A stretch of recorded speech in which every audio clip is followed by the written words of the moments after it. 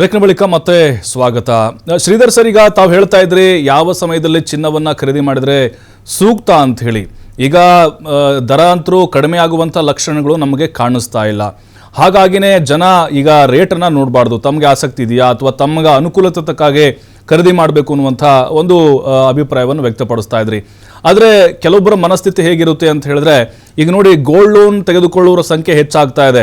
ಆ ಮನಸ್ಥಿತಿಯಿಂದಲೇ ಗೋಲ್ಡ್ನ ಖರೀದಿ ಮಾಡೋರ ಸಂಖ್ಯೆ ಹೆಚ್ಚಾಗ್ತಾ ಇದೆಯಾ, ಇಲ್ಲ ಅವರ ಅಗತ್ಯಕ್ಕೆ ತಕ್ಕ ಹಾಗೆ ಖರೀದಿ ಮಾಡೋರ ಸಂಖ್ಯೆ ಗಣನೀಯವಾಗಿ ಏರಿಕೆ ಆಗ್ತಾ ಇರ್ಬೋದಾ?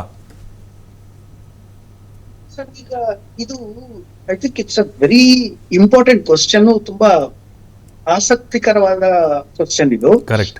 ನನಗೆ ಒಂದು 6 months ಯಾವ ತರ ಕಸ್ಟಮರ್ಸ್ ಅಕ್ರಾಸ್ ಆಗಿದೆ ಅಂದ್ರೆ, ಅವ್ರ ಹತ್ರ ಇರೋ gold, you can not believe this, ಇದು ನಂಬೋಕೆ ಆಗಲ್ಲ. ಅವ್ರ ಹತ್ರ ಇರೋ ಗೋಲ್ಡ್ ಪ್ಲೆಡ್ಜ್ ಮಾಡ್ಬಿಟ್ಟು ಏನು ಹಣ ಬರುತ್ತೋ ಆ ಹಣದಲ್ಲಿ ಮತ್ತೆ ಗೋಲ್ಡ್ ಜ್ಯುವೆಲ್ಲರಿ ಬುಲಿಯನ್ನು ಬೈ ಮಾಡ್ತಾ ಇದ್ದಾರೆ. ಅವ್ರು ಆಕ್ಚುಲಿ ಆ ತರ ಆವಾಗ ಮಾಡಿದಾಗ ನನ್ಗೆ ಏನಪ್ಪಾ ಇದು ಇಷ್ಟು ಹಿಂಗೆ ಮಾಡೋದಕ್ಕೆ ಸಾಧ್ಯತೆ ಇದೆಯಾ ಅಂತ ಅನಿಸ್ತು. ಬಟ್ ಅವ್ರು ಮಾಡಿರೋ ಪ್ಲಾನಿಂಗ್ ಎಷ್ಟು ಕರೆಕ್ಟ್ ಆಗಿತ್ತು ಅಂದ್ರೆ, ಇವಾಗ ಆಲ್ಮೋಸ್ಟ್ 40% ಜಾಸ್ತಿ ಆಗಿದೆ. ಅವ್ರು ಮಾಡಿರೋದಕ್ಕೂ 6 months ಮುಂಚೆ ಅವ್ರು ಮಾಡಿರೋದಕ್ಕೂ ಈಗ 40% 50% ಜಾಸ್ತಿ ಆಗಿದೆ.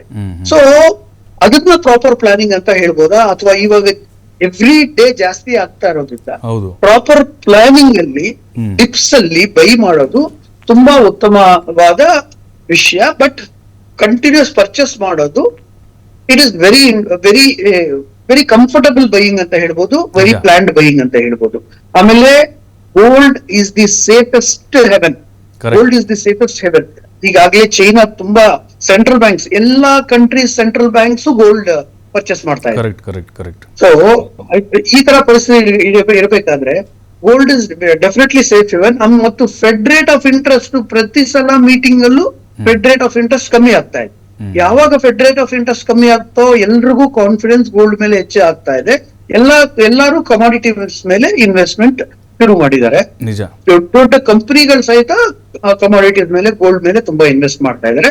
And they are correct. ಅವ್ರ ಅನಾಲಿಸಿಸ್ ಪ್ರಕಾರ ಒಂದು ಏನು ಹೇಳಕ್ ಇಷ್ಟಪಡ್ತೀನಿ ಅಂದ್ರೆ, there is world famous metal analysis company, Metal Focus ಅಂತ, ಲಂಡನ್ ಬೇಸ್ಡ್ ಕಂಪನಿ. ಅವರು ಪ್ರಿಡಿಕ್ಷನ್ ಯಾವಾಗ್ಲೂ ಮ್ಯಾಕ್ಸಿಮಮ್ 80 to 90% ಕರೆಕ್ಟ್ ಇರುತ್ತೆ ಅವ್ರ ಪ್ರಿಡಿಕ್ಷನ್. ಅವರು ಈಗ ಏನ್ ಪ್ರಿಡಿಕ್ಟ್ ಮಾಡ್ತಾ ಇದ್ದಾರೆ ಅಂದ್ರೆ, 2026ರಲ್ಲಿ ಗೋಲ್ಡ್ ಬಂದು $5,000 to $5,200 ಆಗೋ ಚಾನ್ಸಸ್ ಇದೆ ಅಂತ. ಇವಾಗ ಸ್ವಲ್ಪ ಹೆಚ್ಚು ಕಮ್ಮಿ $4,400 ಇದೆ. $5,200 ಅಂದ್ರೆ ಇನ್ನ $600 to $700. ಬರ್ತೀನಿ ಶ್ರೀಧರ್ ಸರ್ ನಿಮ್ಮ ಹತ್ರ. ಮತ್ತೆ ನಾನು ಕೃಷ್ಣರಾಜು ಸರ್, ಈಗ ಈ ಗೋಲ್ಡ್ ಲೋನ್ ತೆಗೆದುಕೊಳ್ತಾರಲ್ಲ, ಅಂದ್ರೆ ಚಿನ್ನವನ್ನು ಅಡವಿಟ್ಟು ಏನು ಸಾಲ ತೆಗೆದುಕೊಳ್ತಾರೆ, ಬೇಕಾಬಿಟ್ಟಿಯಾಗಿ ಏನೋ ಸಣ್ಣ ರೀಸನ್ಗೋಸ್ಕರ ಸಾಲ ತೆಗೆದುಕೊಳ್ಳುವವರ ಸಂಖ್ಯೆ ಕೂಡ ಇತ್ತೀಚೆಗೆ ಹೆಚ್ಚಾಗ್ತಾ ಇದೆ. ಸೇಫ್ ಝೋನ್ ಅಪ್ಪ, ಎಮರ್ಜೆನ್ಸಿಗೆ ಆಗುತ್ತೆ ಅಂತೇಳಿ. ಬಟ್ ಈ ಲೋನ್ ತೆಗೆದುಕೊಳ್ಳುವಂಥವ್ರು ಯಾವ ಕಾರಣಕ್ಕೆ ಸರ್, ಅಂದರೆ ಮೂಲ ಉದ್ದೇಶ ಇಲ್ಲಪ್ಪ ನನಗೇನೋ ಒಂದು ಕಷ್ಟ ಅಂತ ಬಂದಿದೆ, ಯಾವ ಸಮಯದಲ್ಲಿ ಲೋನ್ ತೆಗೆದುಕೊಂಡ್ರೆ ಸೂಕ್ತ ಅನ್ನೋದು? ಏನಾಗಿದೆ, ಪ್ರತಿಯೊಂದಕ್ಕೂ ಸಾಕಷ್ಟು ಮಾರ್ಕೆಟ್ ಇರೋದ್ರಿಂದ ಈ ಲೋನ್ ಅನ್ನ, ಗೋಲ್ಡ್ ಲೋನ್ ಅನ್ನ ಕೊಡುವಂತ ಸಂಸ್ಥೆಗಳು, ಇನ್ಸ್ಟಿಟ್ಯೂಷನ್ಸ್ ಅಥವಾ ಬ್ಯಾಂಕರ್ಸ್ ಜಾಸ್ತಿ ಆಗಿರೋದ್ರಿಂದ ಅದೇನಾಗ್ತದೆ, ಸುಲಭವಾಗಿ ಗೋಲ್ಡ್ ಅನ್ನು ತೆಗೆದುಕೊಂಡು ಹೋಗೋದು ಅಥವಾ ಅಡವಿ ಇಡೋದು, ಪ್ಲೆಡ್ಜ್ ಮಾಡೋದು. ನಂತರ ಯಾವ ಉದ್ದೇಶಕ್ಕೆ ಅದ ಲೋನ್ ತಗೊಂಡಿರ್ತಾರೆ ಆ ಉದ್ದೇಶಕ್ಕೆ ಸಾಕಷ್ಟು ಬಳಕೆ ಆಗದೆ ಇರುವಂತದನ್ನು ನಾವು ಗಮನಿಸಿದೀವಿ. ಅದರಿಂದ ಏನಾಗ್ತಾ ಇದೆ, ಸಾಲಕ್ಕೆ ತುತ್ತಾಗ್ತಾ ಇರೋದನ್ನ ಜನಸಾಮಾನ್ಯರು ಸಾಲಕ್ಕೆ ತುತ್ತಾಗ್ತಾ ಇದ್ದಾರೆ. ಯಾಕಂದ್ರೆ ಗೋಲ್ಡ್ ಲೋನ್ ತಗೊಳ್ಳೋರು ಯಾರಪ್ಪ ಅಂತಂದ್ರೆ ಮಿಡಿಲ್ ಕ್ಲಾಸ್ ಮತ್ತೆ ಲೋಯರ್ ಮಿಡಿಲ್ ಕ್ಲಾಸ್ ಪೀಪಲ್ ಮಾತ್ರ. ಇವರೆಲ್ಲ ಬೇರೆ, ಈಗ ನೀವು ಲೋನ್ ಅನ್ನ ತಗೊಳ್ಳೋದಕ್ಕೂ ನಾಲೆಡ್ಜ್ ಲೋನ್ ಅನ್ನ ಪ್ಲೆಡ್ಜ್ ಮಾಡ್ಲಿಕ್ಕೂ ನಾಲೆಡ್ಜ್ ಇರ್ಬೇಕು. ಬ್ಯಾಂಕ್ ಗಳಲ್ಲಿ ಇಡೋದಿಲ್ಲ ಇವರೆಲ್ಲ.